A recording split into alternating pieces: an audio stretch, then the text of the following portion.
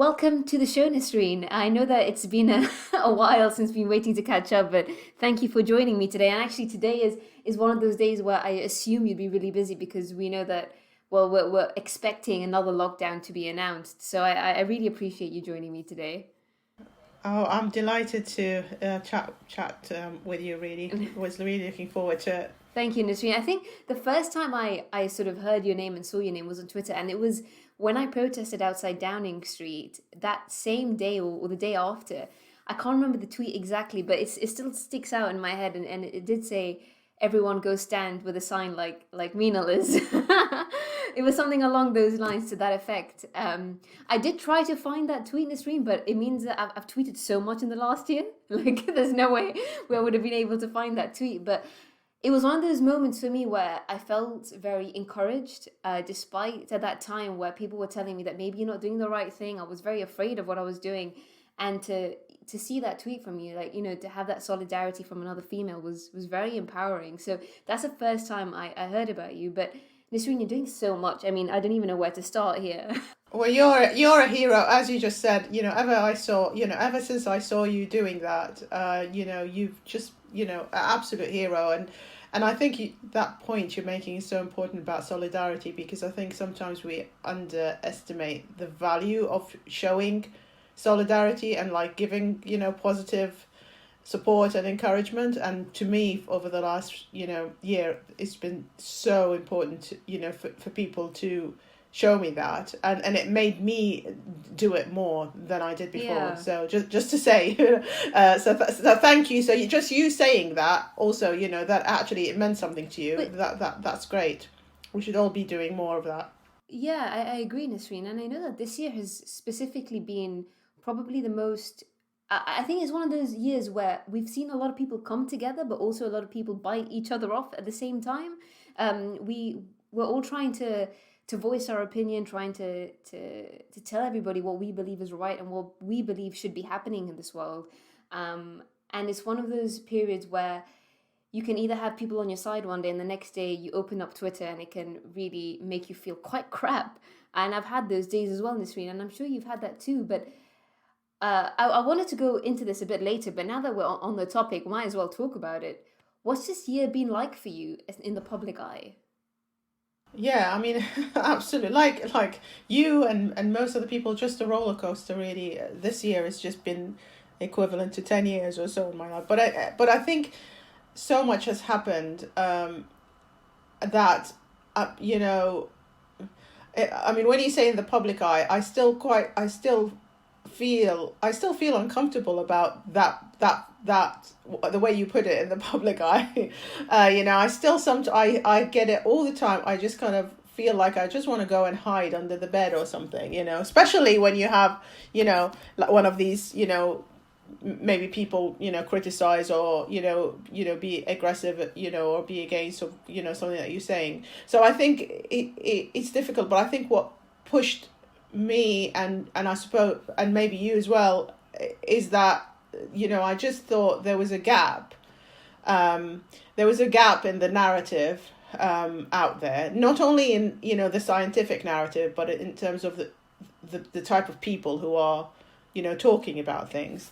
And I think that pushed me, because of that, and that still motivates me now, because I've had periods when I felt really unwell, and I just kind of had to try and just not be really say much or do much. But I think I always get pushed, and I think the gap is still there. So I think that's what it's been to me. But I've learned so much. I've learned so much this year. I think that's been Yeah. remarkable for me, really. Yeah. No, I completely agree, Nasreen. I think when I first started on, tweeting and going into this black hole, I'd say, of the internet, I think I had like 200 followers. I didn't have much. And then that escalated. It got bigger and bigger. And obviously, the more people following you, the more eyes you have on you. So you have to be careful with what you say. And it was just a few days ago, I sat down with Nishan, and I told him, I said, it's so difficult to question the status quo.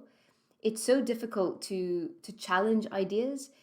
But then also at the same time, Nisreen, if it was an easy thing to do, we'd all be doing it, right? Everybody on the street would be the ones out there on Twitter and put their neck on the line, really. And it's something that does take a lot of um, resilience, and it's a muscle that does build up throughout time. And I'm sure that's you realize the same, that I'm sure a few months ago things probably got to you quite badly, but now you found ways to deal with it.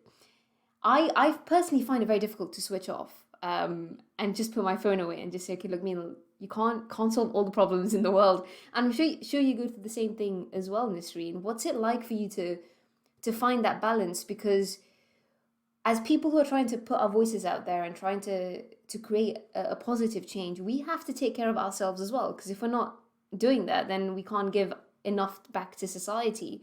So what are your ways of trying to find a healthy balance? Yeah, I'd like to think I'm getting a bit better at it. I think that's been a problem for me even before the pandemic. It's the good old saying no to things, and when you feel like you need to do something or you get asked to do something. And so that's been a major thing for me, really. And I feel I'm getting very slightly better at it. I struggle to disconnect as well, but I think I'm getting better at kind of, well, I can't do everything. And I can, I think it's about, if you, it's the experience of doing things and doing varying things, and then actually finding out for yourself what you're good at. Because you want to do the things that you're good at so that they're more effective, rather than keep trying doing things that maybe other people can do much better than you. So I think it's probably that exercise as well of trying to say, well, maybe I can do this and I can do it well, so I'll say yes to doing this thing, and maybe I don't do some other things. And so I think and there are also certain things that really stress you out. And there are things that come more naturally to you, and you do them, you love doing them. And I think also there's a healthy balance there between always pushing yourself to do things that you're afraid of and, scare you and, stress you out, but also not doing too much of them, because that's where I was there many times, doing it, because that just, you burn out basically by doing that. So, yeah. No, yeah, I agree, Nisreen, because I think this year for me personally has been a huge transformation. I'm not the same person I was 12 months ago.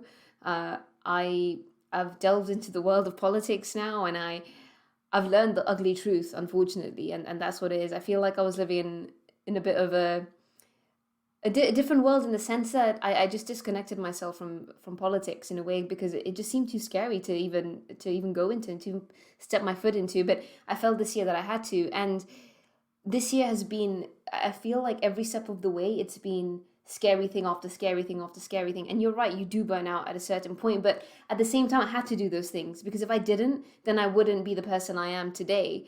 So I completely agree with you, Nisreen, but I hope you had a nice break this Christmas. Yeah, I did actually. I didn't do what I planned. There are things that, work things that I planned to do, which I didn't do. Which means this week is a nightmare, obviously, but I think but then I think I had a few days of a good break, and then I had a bit of a health kind of relapse thing with the long COVID symptoms, and then obviously we're all now getting very stressed about what's happening. So in terms of that, so I think, I think we can't ask for more than a few days, because everybody's so overwhelmed. People, I mean, people are have had healthcare workers having their leave cancelled, can't get any time off. It's so I don't I think it's just a bit of a bit of time. I think we should all have an official national long holiday once all this is over.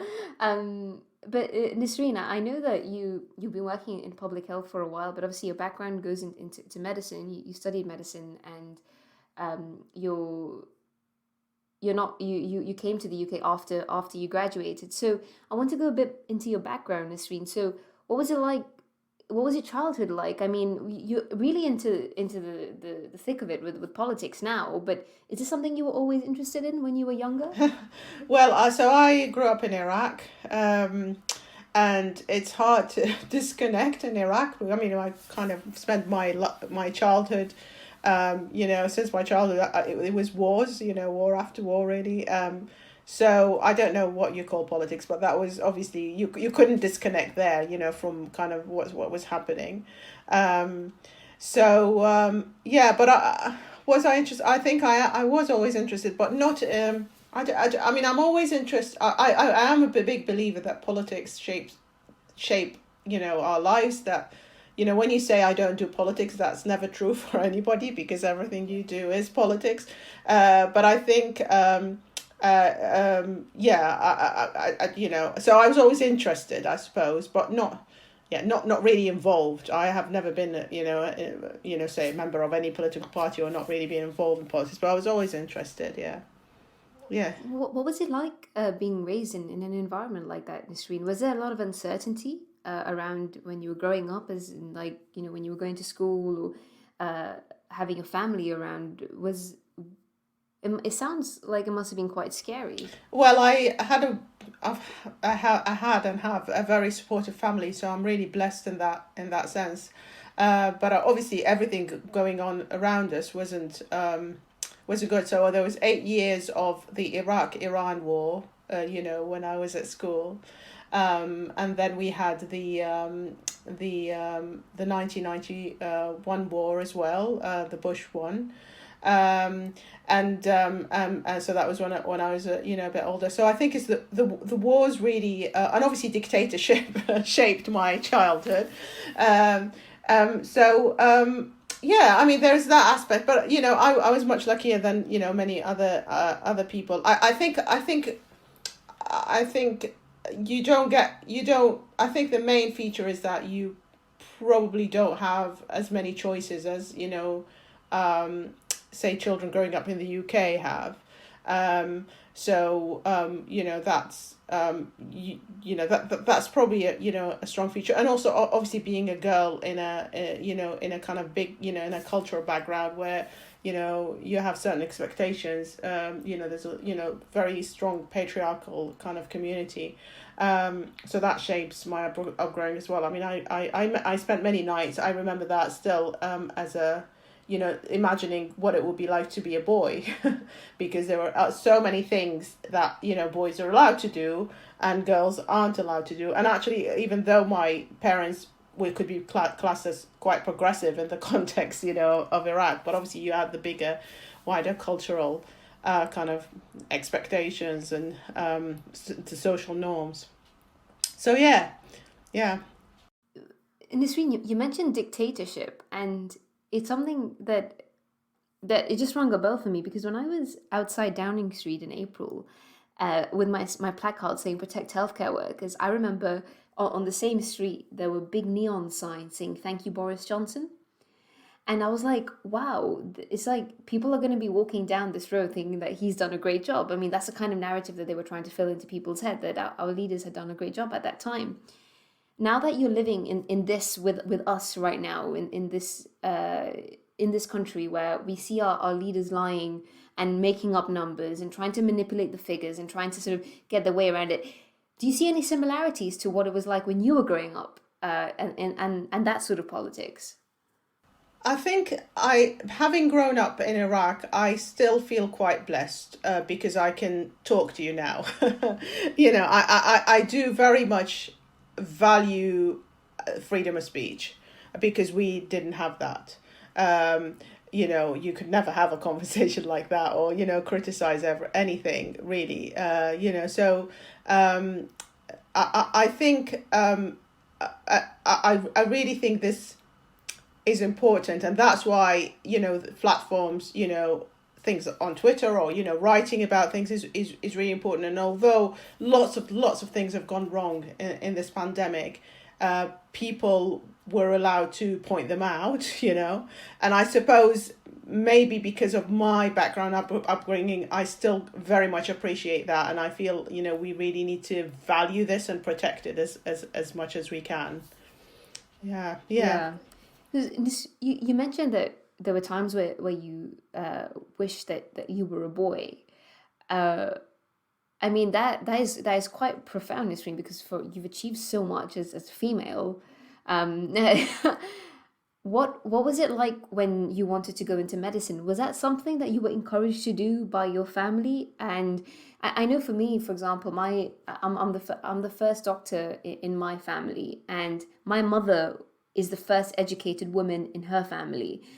So when I talked to her about these things, she had to fight through a lot of people and a lot of family members to say, look, this is what I want to do, because they were ready to get her married when she was like 20 or 21. But she pushed through and said, I want to study. And that allowed her to create a life for herself, which in turn meant that I could have all of these opportunities. So when you decided that you want to go into the field of medicine, what was it like at that time? Was it something easily accessible for you? So both my parents are doctors. And I think, and as I mentioned, the thinking was quite progressive, even in that society. I mean, my dad has always been, I'm one of three girls. I don't have brothers with two sisters.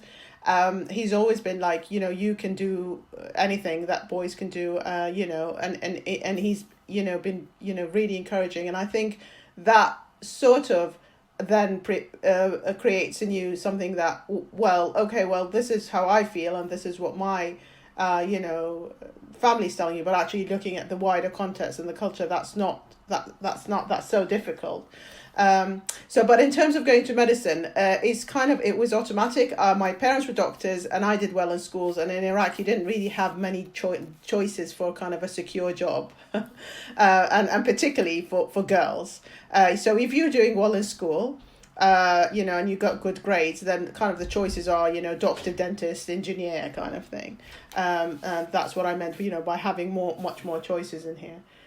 So I think no, it wasn't. It's almost an expectation, really. So it almost, I can't even remember thinking about it, to going into medicine. It was just Yeah.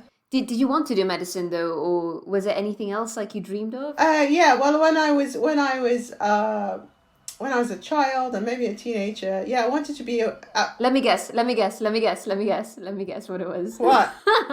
I don't know why, Nisreen. I just have a feeling you wanted to be like a singer. Well, that was that for sure, Okay. But then that wasn't a kind of the serious career, I suppose, because I'm not that deluded and my voice is horrible. So, I realized that. But no, I wanted to be a journalist, actually. Oh, really? I wanted to be a journalist. But it wasn't. It kind of wasn't really a serious option for me. I think maybe if I grew up somewhere else, like in the UK, maybe that's where I would have ended up, or a writer. So I wanted to communicate in certain ways, which I'm kind of doing now, but it's just been it's a full circle, if you like. Yeah. So why did you want to go into journalism at the time? Was it because you wanted to sort of report stories that you were seeing around you, or did you just loved writing? Yeah, I think I'm just intrigued by everything. I'm really a curious person, so I just wanted to know more. And I thought, at the time, I felt like all these journalists on TV, they just get to go to all these different places and know all of this information and meet all of these people. I think that was it. Yeah. So Nisreen, you studied in Iraq. Did you complete your medical school there? Yeah, and then I left Iraq and then came to the UK straight after I graduated from medicine. And then I did a Masters of Public Health when I came to the UK at Nottingham University. Yeah. What was it like moving to UK, and not just even moving to the UK, moving away from Iraq as well? Forget the politics and everything, but also you're moving away from your family, and then coming into a country which runs in a very different way. What was it like for you at that time?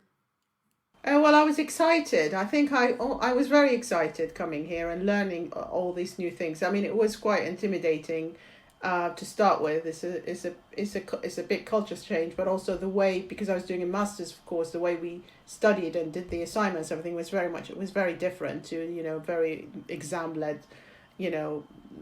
medical school and school before.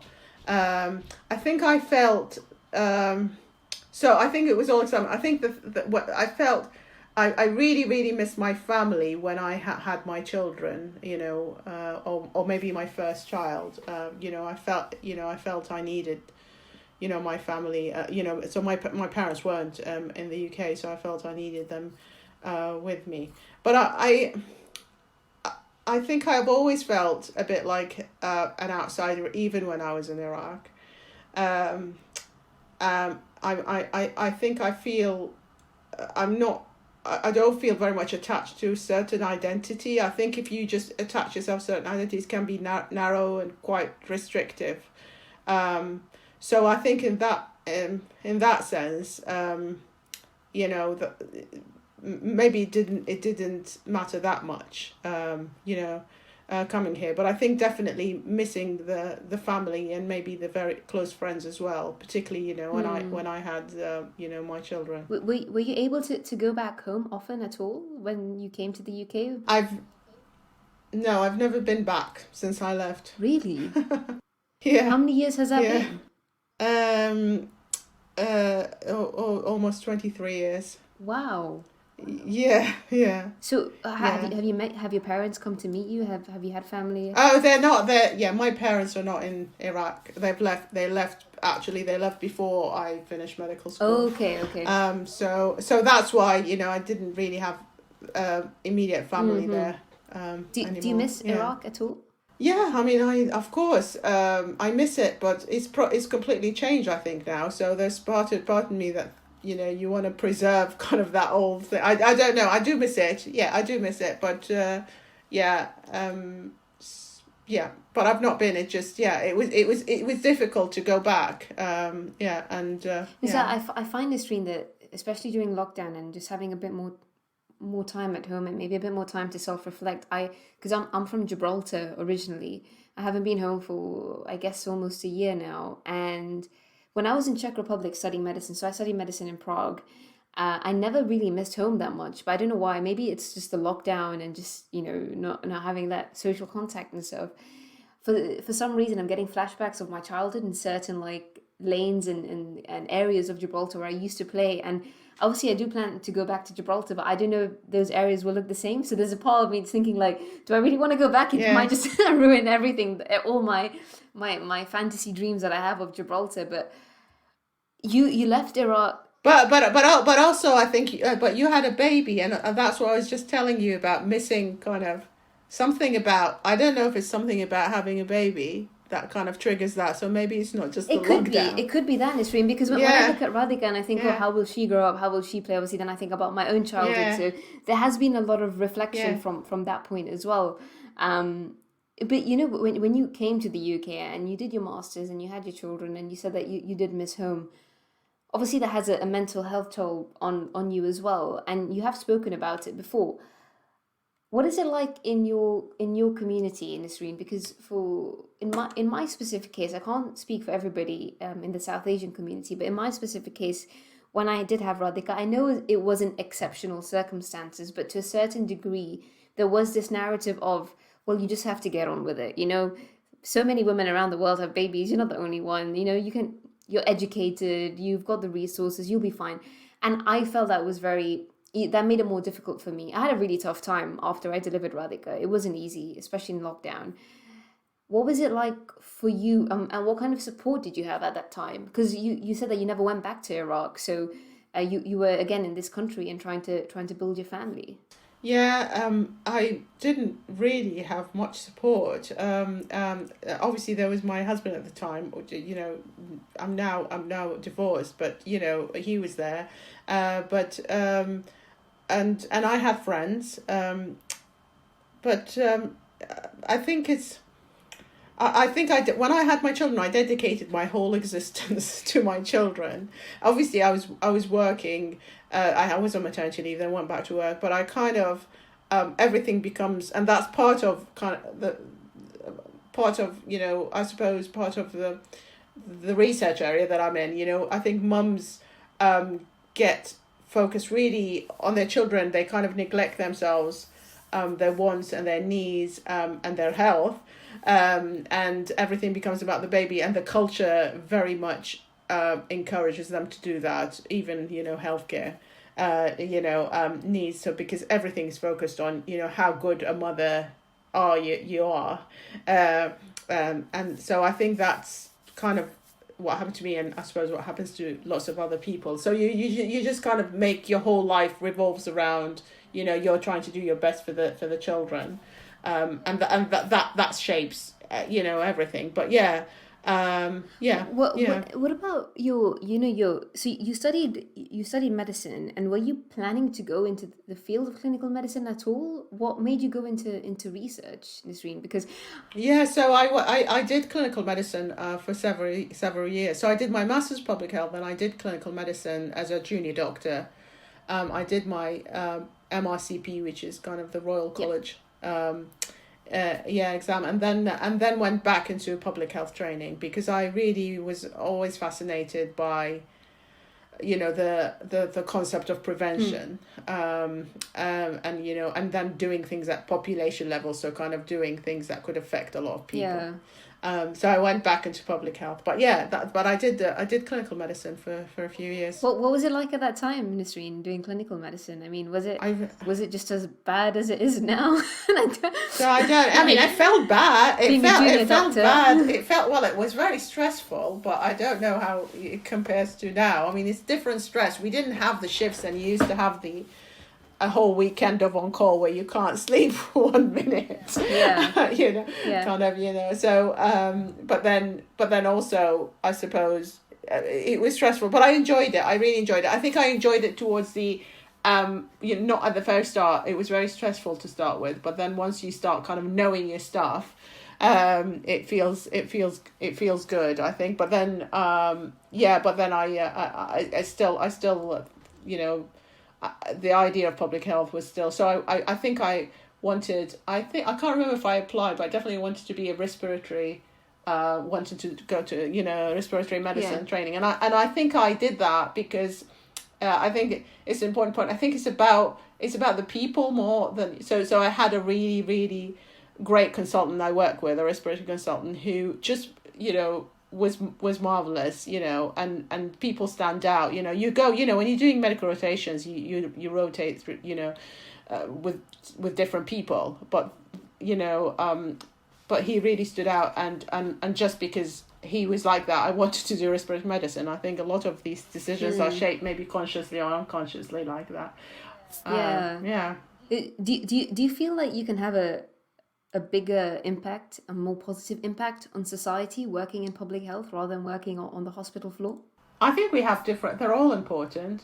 I think we have, it's just different roles. I was just attracted to the research side when I went into training, but obviously I didn't start training. I trained as a public health if you like, specialist training, so practitioner, so service public health.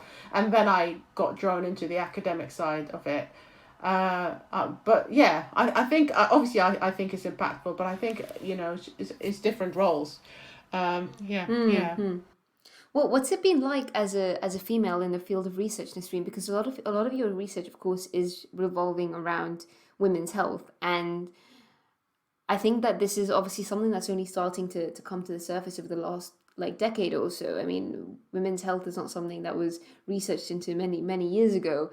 When I was pregnant and I was suffering from from sickness, I was like, why isn't there just one magic pill to just solve everything? You talk about hyperemesis and all these things, and it's only now that a lot of research is going into it, and even now with the vaccination, when I was reading up on women who are pregnant and women who are breastfeeding, we didn't know where we stood at that time. Do we get the vaccine or not? And I just think it's so important for people like yourself to research into these fields, but it does come at a cost as well. I mean, to be a woman who's not even from this country, to come in and do all of this work, I'm sure you face lots of challenges. Yeah, absolutely. But I don't think it's unique to this maternal health kind of field of work. I think there are challenges in general, in medicine and in academia. I mean, I think there's a lot of internal challenges, but I wouldn't call them, because there's a bit of blaming about with the imposter syndrome kind of narrative, that if only you fix yourself, everything will be fine kind of thing. But it is about realizing that, but it's not really internal. It's your surrounding shapes this as well. But I think I've always struggled with things, like feeling deserving, of things, and feeling kind of, not feeling less than other people. And I mentioned the imposter Yeah. syndrome, which is basically, you think, oh, I'm not sure, I don't know my stuff, and and that's just been, always there. But I think it's great to talk about it, all of us to talk about it, because once you realize it's not just you, then that, becomes easier, although it doesn't go away. But where do you think this imposter syndrome comes from you specifically, Nisreen? Because I mean, I've experienced some forms of it as well this year. And for me, it's been like, well, I've only come into this narrative the last few months. Even when I protested, I was like, who the hell would listen to me? I'm just some random pregnant doctor, and these are the kind of things I was thinking about. But Nisreen, you're very well read, you're very well educated in your field, and you still suffer from these moments. Is it because of what people say to you, or is it something that you just think you've just internalized? I think it's both. I think, I mean, women are raised in a certain way, to try and always please other people and not upset people. And I think that applies not only to the culture where I'm from, I think it applies everywhere to certain degrees. But I think, the culture around you in medicine and academia reinforces that kind of service type role for women, not to be too disagreeable, and not to, to say so much, and yet to get on with things, but really not make a fuss, and because then, I think it still surprises people. But I mean, hopefully it's changing. Because Nasreen, now you've been awarded BBC 100 Women of the Year, MBE as well. So these are huge achievements, which have kind of come along at the same time as well. So I'm sure that you've taken a bit of time to digest it and process what's happening. I mean, it's been a huge year for you. I'm sure you suffered some form of imposter syndrome when this happened as well, right? Absolutely, yeah. I mean, absolutely. Yeah. When I got these emails, I think they're a scam or something, So yeah, absolutely. I think it's all there, and it's really, I don't think it gets much better, but I think you kind of tend to live with it and say, well, it's just going to be there. That voice in your head saying, oh, who are you to say this? And who are you to do this? And, just what you just described, I'm just a random doctor. But I think you just have to kind of live with it, and kind of, it's, that voice will always be there, but, get on and do things anyway. I think one thing that I mentioned it earlier, but I think one thing that has worked for me, but it sometimes goes overboard, is that I've got this thing where whenever I feel I'm scared to do something, then it's kind of a sign for me that I need to do it. It's almost like a rule now. So whenever I feel the fear of doing something, I feel, well, that's it now, I have to do it. It's like challenging myself.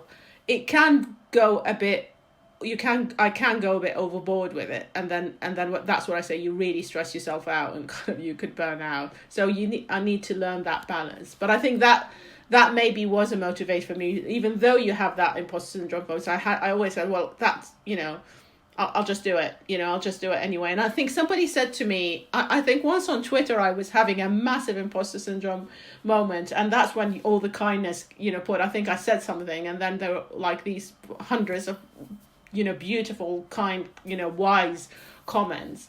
One of them really stuck, and because I was saying, oh, I did something and I didn't do it well. I can't remember exactly what I said. But I think it was an advice to change the way you view what you do. So you're doing things. The purpose of you doing things is for the experience of doing them, rather than for the outcome of them. So if you say, I'm going to do this just so that I know how it feels like to do it, or, I rather than say I'm going to do it to achieve X or Y. And I think that was a turning point for me. I think once you start, it's a mind shift, isn't it? Yeah.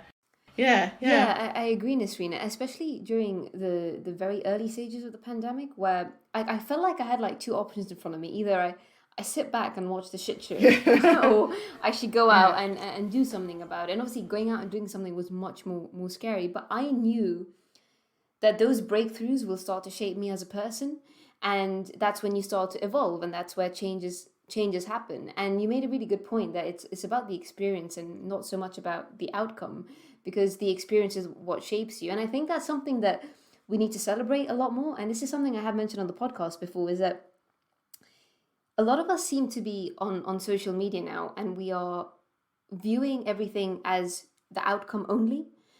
We forget to look beyond that and look at the processes that happen. And I think that's what needs to be celebrated a lot more. The processes and the steps taken to achieve that outcome is actually what needs to be celebrated. Us in tears, us crying, pulling our hair out, that's what we need to talk about. Because that's where I think the change happens. Yeah, yeah, absolutely. I think we need to look at it, and also just not, I think it's a better motivator to carry on, because if you just focus on the outcome, because you can view the outcome however you like. You can do really well, but you yourself might have very high expectations of whatever you want to achieve, and that doesn't work. And I think it's about I think it's doing it, looking at the experience, not necessarily analyze. We've got over reflection syndrome now, and everybody has to kind of reflect. I'm not saying that in that sense. I think it's more about just saying, well, because it's the learning, isn't it? Once you start doing, all the learning we've accumulated this year of, doing things and interacting with people and, understanding and think, it's huge, isn't it? We don't necessarily have to kind of write pages of reflection on it, but I think it really shapes us, like you said. Yeah. Nisreen, obviously this year has been a huge year for people like yourself and those in public health and NHS doctors, but I also feel it's been a huge point in society. A lot of truths have come to the surface, not just in relation to our leaders and our ministers, but also racial inequalities and we've even spoken about pregnant doctors on the front line, for example. How important do you think this year has been for our society? And is there a part of you that kind of feels grateful that this has happened because you feel like this has molded us into better people? I don't know. I think it's too soon to say that. Everything is just, going badly. But well, I know I say that 2 hours before Boris Johnson is going to announce another lockdown. So maybe it's not the right time to have that discussion. I don't know. I think definitely. I mean, it's life, isn't it? And you learn from it. And I think I don't know what other people think. It's really hard to second guess how people feel about things. I think there's just, for me, there's been so much. I definitely sense much more good in the world, as in terms of people being really kind, really looking out for each other, expressing that. I do think people talk all the time about how bad social media is, and it can get really bad, and I get horrible comments and I get horrible emails and all of that.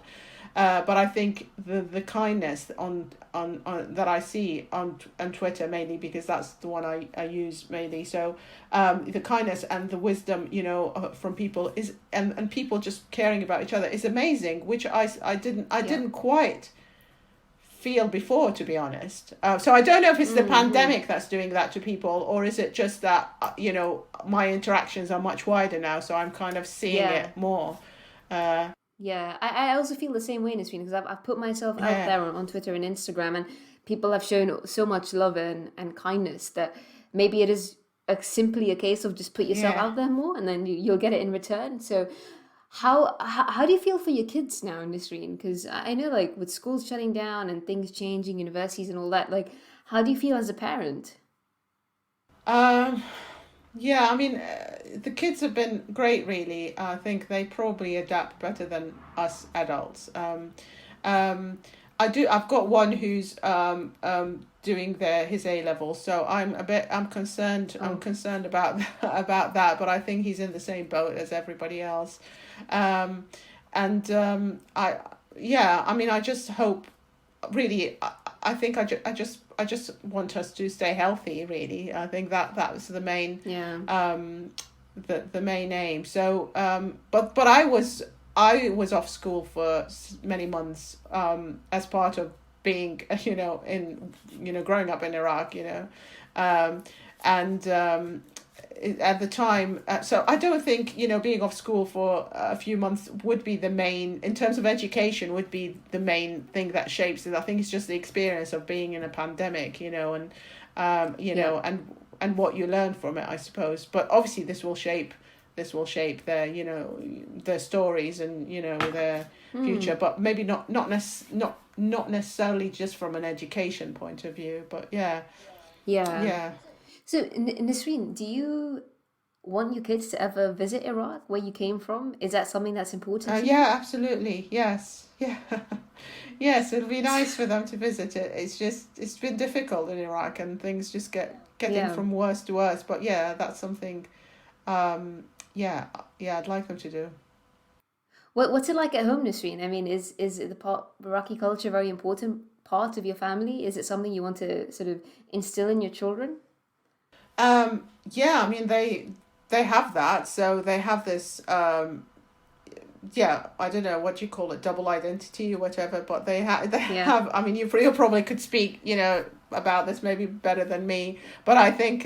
Well, Nisreen, when people ask me Yeah, where I'm from, I actually don't know what to say yeah, because yeah, my family from India. I was born in Gibraltar. I studied in Prague. I'm living in the yeah, UK. I mean, it's yeah, um, yeah. So it's nice for them to have. I think I've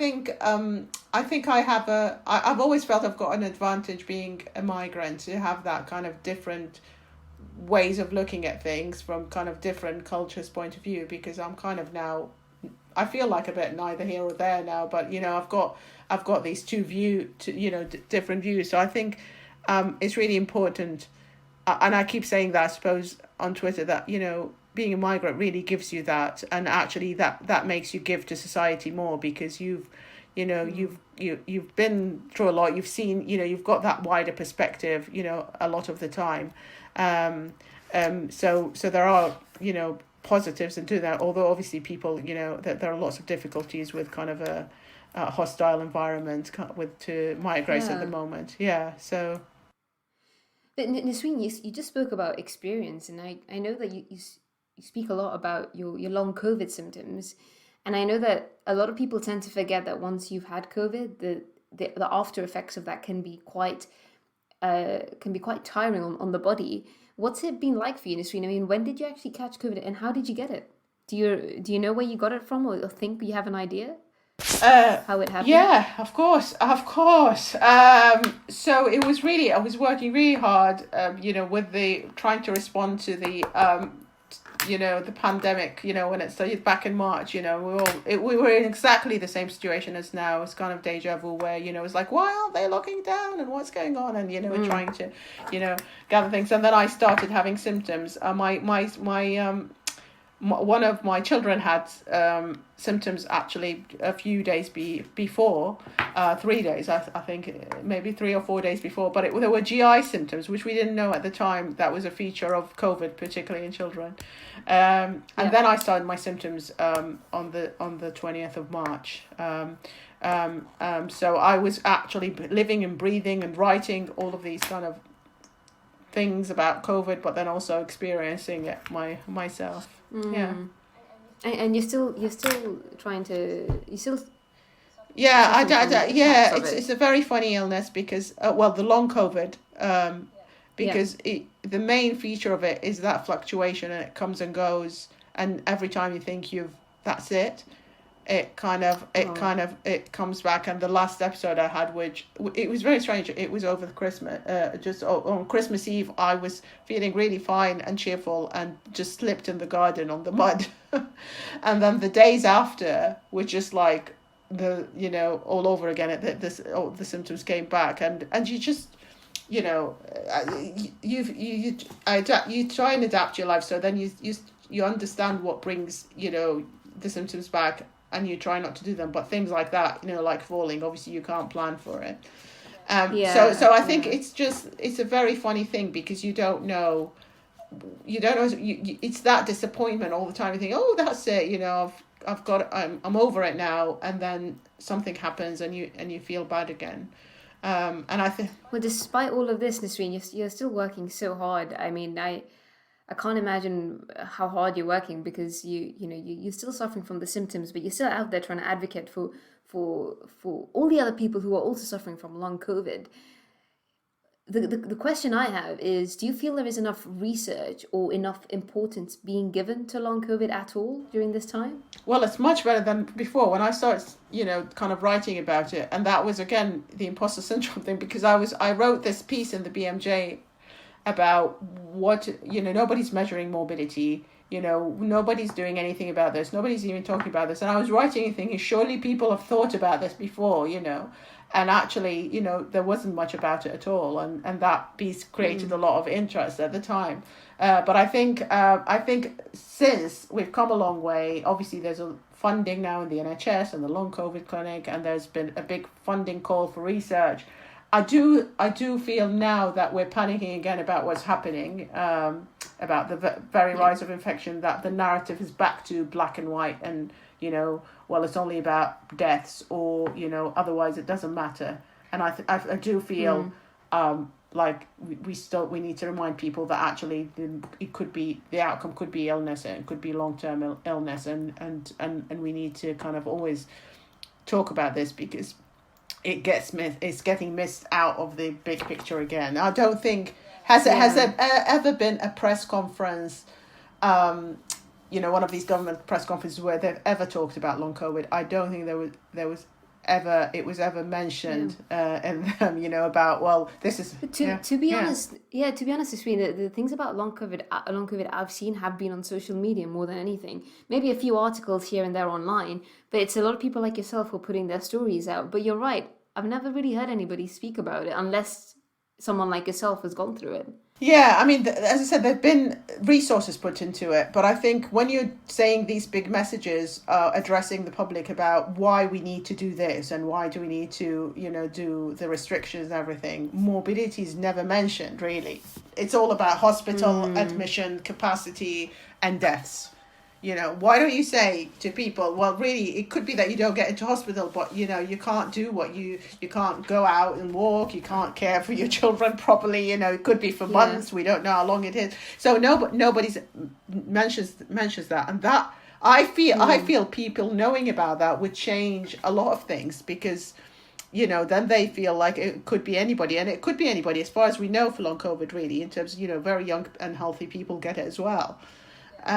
So how you mentioned one of your children had it just before you. Are they okay? Do they have long? No, thankfully, touch wood. No, he's fine. Good. Yeah. No, that's great. Well, Nisreen, you've created such positive impact in our society over the last year. Not only that, you've encouraged so many women, especially like myself, and I'm so glad that Radhika will grow up to see people like you who've stood up to the truth and to power. What do you see yourself doing in the next few months now in the future? Because now you've created this platform. What do you want to do with it, Nisreen? I'm sure you've got so many ideas and so many things you want to do. But if you could just summarize that. Well, I don't think I've got a lot, to be honest. We've been in such a reactive mode all of, last year, because we're always reacting and trying to kind of, try and do something, to save, things and, all the damage that was happening from the pandemic. I do feel for sure a really big responsibility now, especially, like you say, with these, I just feel like a big responsibility. I need to do more. I feel passionate about a lot of things. I feel really passionate about equality, fairness, feminism, anti-racism. And I did do a bit on, looking at, anti-racism and the language we use in relation to that. And so probably maybe I can see myself, because this is kind of stuff I was doing things about anyway before the pandemic, and I can see me doing stuff about that as well. I'm really hoping the pandemic becomes history, but I'm quite actively involved in research and things about long COVID as well now. So who knows? A lot to do. But Nisreen, I mean, I keep saying this, but we're an hour away from Boris Johnson's announcement. I don't know what's going to happen. I feel like I might have to protest again in the next few days, so you can join me if you wish. I might be outside Downing Street again, but we just don't know what's going to happen. Everything seems to be so fluid. It feels like when we take 2 steps forward, we're taking 3 steps back. It's a very uncertain time, but Thank you for always showing us the light and always working hard, because it's been a very difficult year. Oh, thank you so much, Minal. It's been a pleasure talking to you. You are an absolute hero, and it's great connecting with you and having this chat. Thank you so much, Nisreen, and hopefully we can all meet soon once all of this is over. And celebrate getting through this really tough time. Absolutely, yes.